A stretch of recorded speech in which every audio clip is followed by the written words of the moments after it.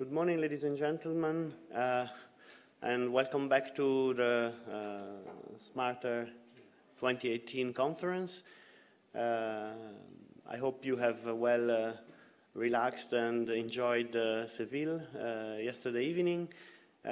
We count on you for this supplementary effort today, but I'm sure that this effort will be paid off.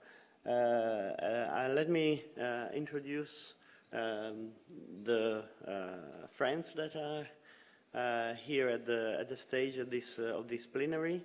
Jurgita Petraskiene, she's Minister of Education and Science of the Republic of Lithuania, and you all know Kevin Morgan from Cardiff University. We had thought of inviting Jurgita to have a kind of a fact check with someone who has important responsibilities in her own country on the themes that are closely related to what we have discussed here at the conference. And also Jurgita, before taking functions as minister, she also has really worked as a technocrat in smart specialization, in fact, and innovation. So Jurgita will, I guess, will make some statements, and then this will be followed by a discussion with Kevin and open up to the audience. So enjoy.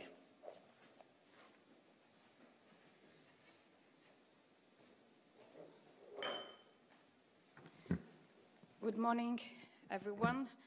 First of all, thank you for having a possibility to look at smart specialization from the experience of being at the very roots of the development of smart specialization strategy in Lithuania, meeting ex-ante conditionalities, designing the measures and action plans, and now being responsible from the political side for the implementation of smart specialization strategy. So this is why I think it's very interesting to share the experience looking from the two angles.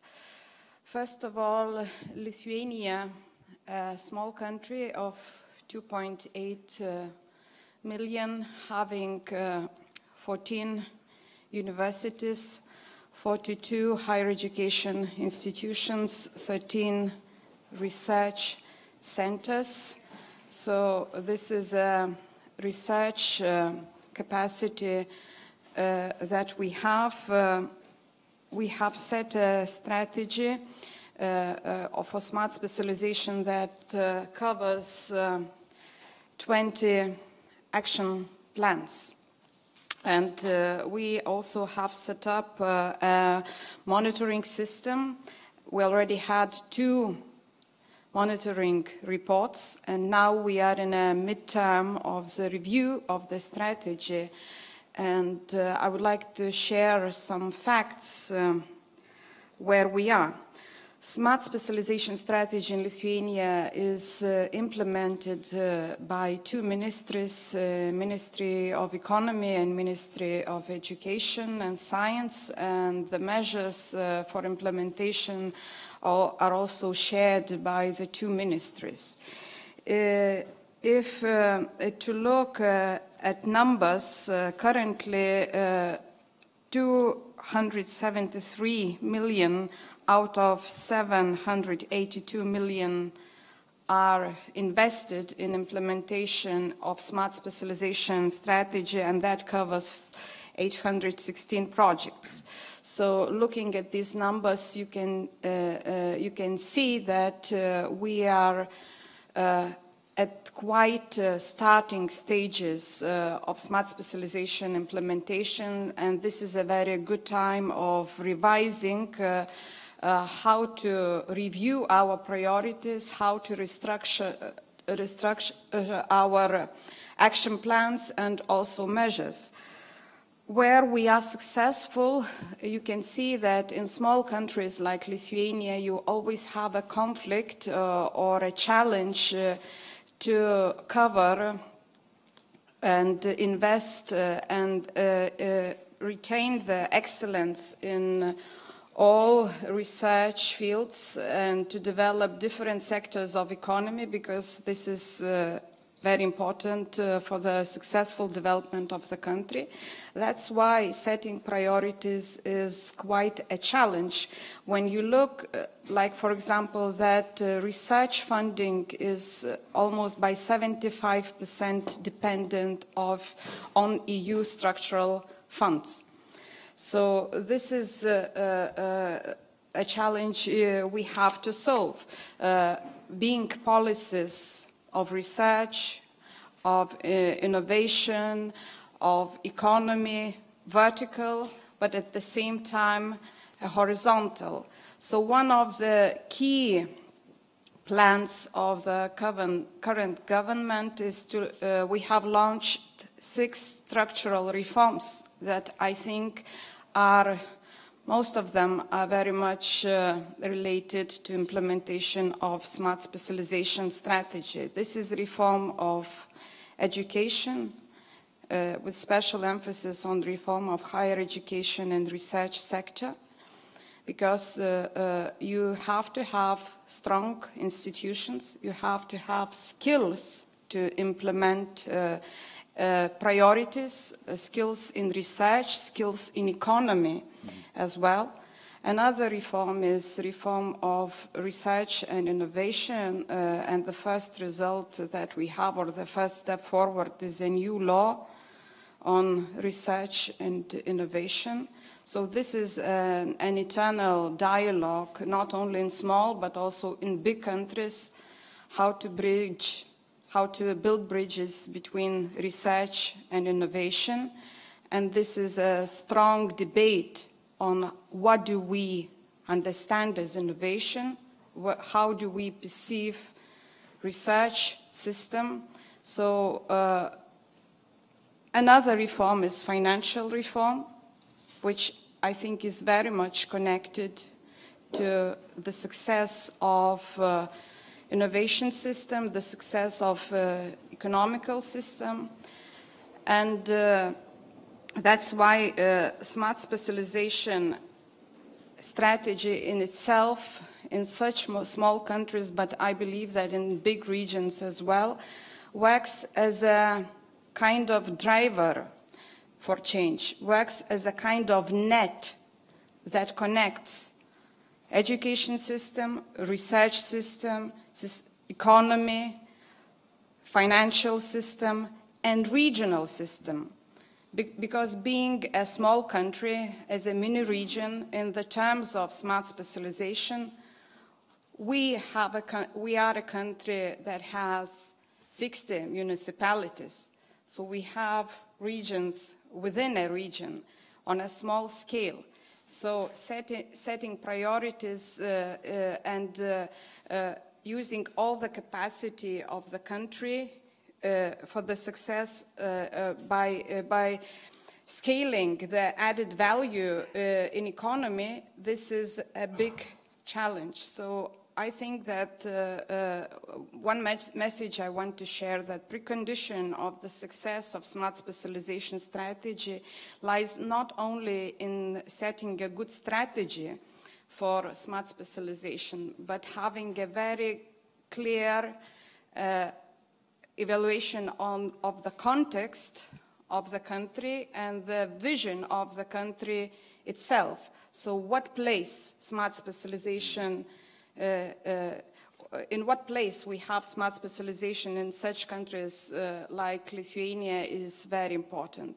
What is good to say that the strategy for Lithuania by 2030, which was developed more than 10 years ago, says that we aim for smart countries, smart citizens, smart regions, smart businesses. So smart specialization is a kind of platform that has a potential to connect it all, but the challenges that we have to meet, we have to have a very strong institutions in government sector. We also have to have strong institutions in research sector and in economy, we have to have the instruments that drive this change, putting the stress that this change mostly is created by the use of structural funds. So this is the dialogue between cohesion policy, regional policy, research policy, innovation policy, economical policy, and fiscal policy. So this is the complexity of smart specialization implementation in small countries. So what reforms have been started to create a stronger platform for the future of smart specialization? In the area of research and higher education, the reform is based on 3 pillars. This is a revision of quality assurance systems in higher education and research, setting new methodologies for research evaluation. First time in my country, we introduced international research evaluation. Also, revision of funding system of research and higher education that could provide motivation and drivers for better cooperation, stronger cooperation with business sectors that would drive research institutions to be more open for international collaborations. And also revision of the network of higher education and research institutions to fight fragmentation, to fight duplication and to build competitiveness, international competitiveness in certain areas of excellence that we have. So building bridges between the ministries of education and science, or policies of education and science, and policies of economy, policies of innovation, and the regional policies. I believe that this is not a unique challenge to small countries, so that's why we are looking forward for the new period of smart specialization strategy that is being planned now. So this could provide a better platform to link the reforms and the strategies of on national level to the reforms or strategies for development of smart specialization. Because for the success in this area, as it was also mentioned yesterday, we have to be able to overcome institutional barriers, administrational barriers, but also borders of the countries. So this is what I wanted to share, a few points, and I would be glad to answer your questions.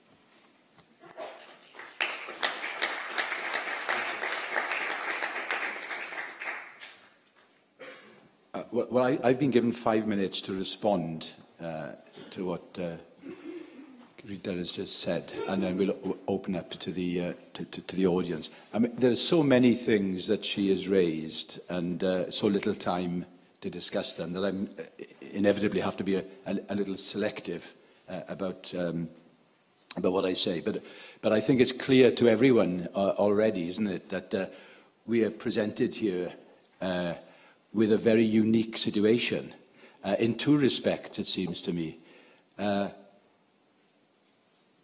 First of all, we have a politician, a senior politician, who not only understands smart specialization, but actually was actively involved in designing it.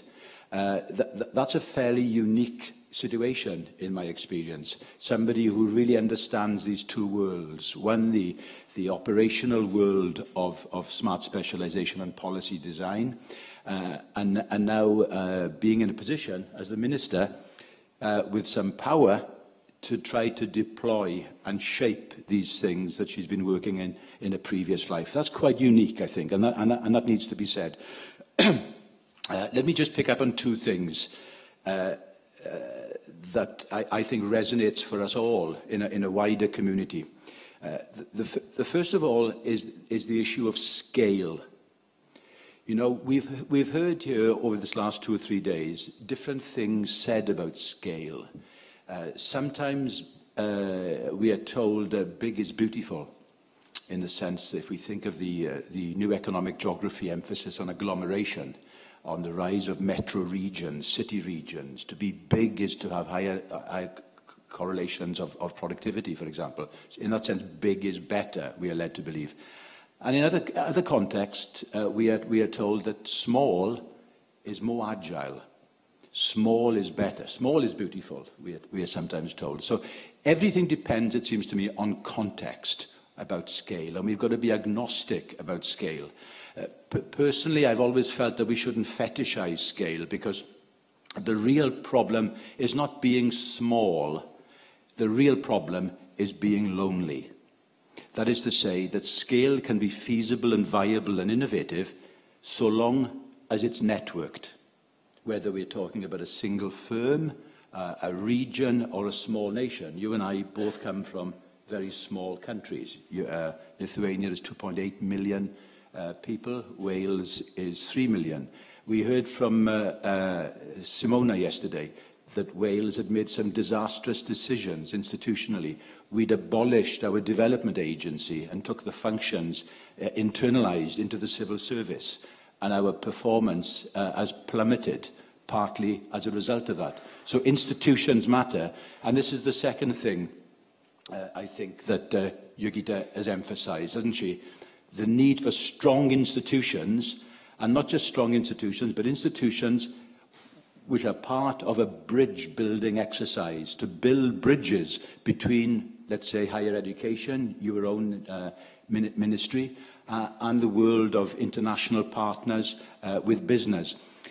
In the academy, we sometimes assume that the triple helix concept, because we all use it, is something that's readily available in regions.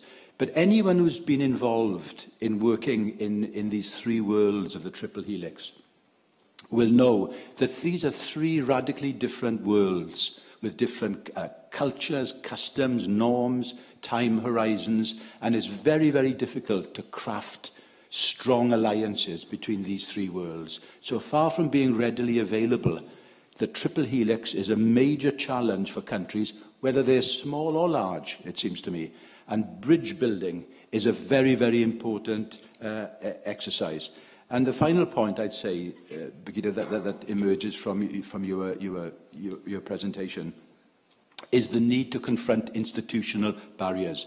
And this chimes yesterday with the marvellous presentations that we had from Andres Rodriguez-Pose about the role now of good governance and the need for smart specialisation to really invest much more in putting some pressure on governments, whether they're member states or whether they are regions, to raise the calibre of their institutional engagement, because governance pays big dividends if we can get it right.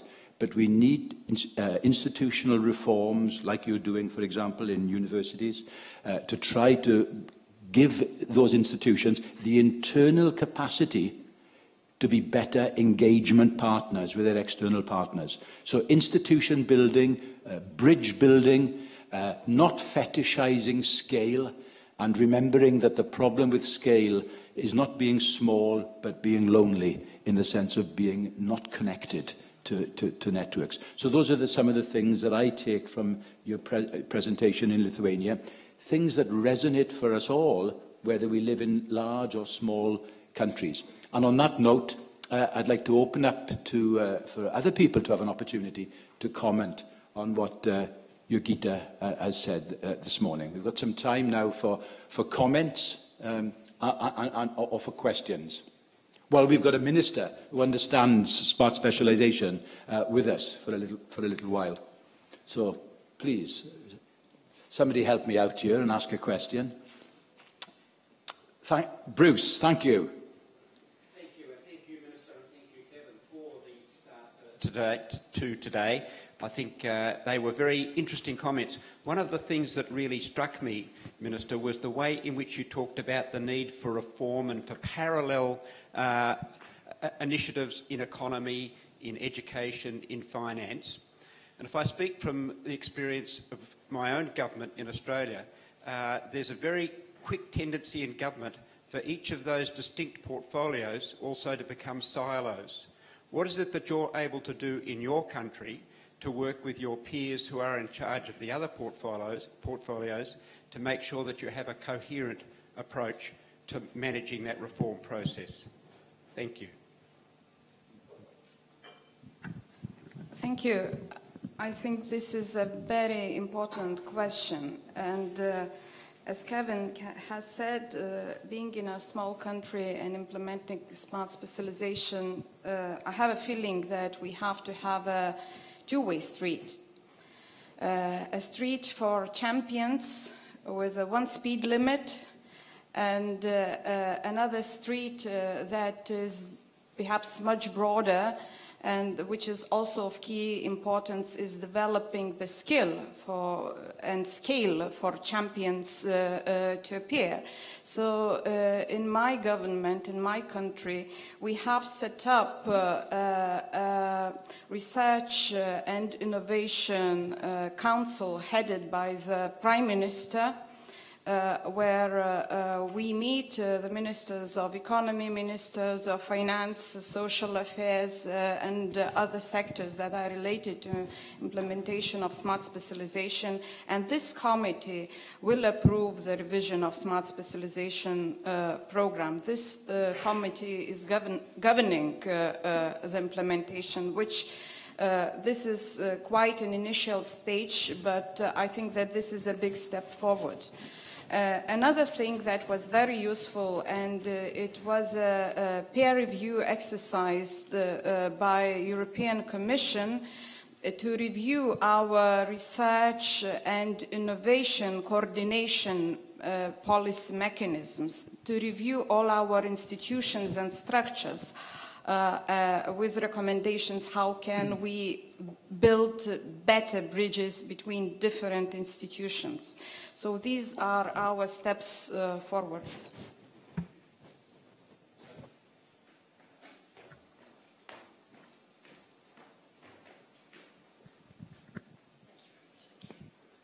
Thank you. I thought that was a really interesting response, but for me it triggers a further question about the implementation of smart specialisation. These are long-run policies, and governments change, and I wonder how you can secure the trajectory of the policy implementation through successive governments. What's the strategy for achieving that? Thank you.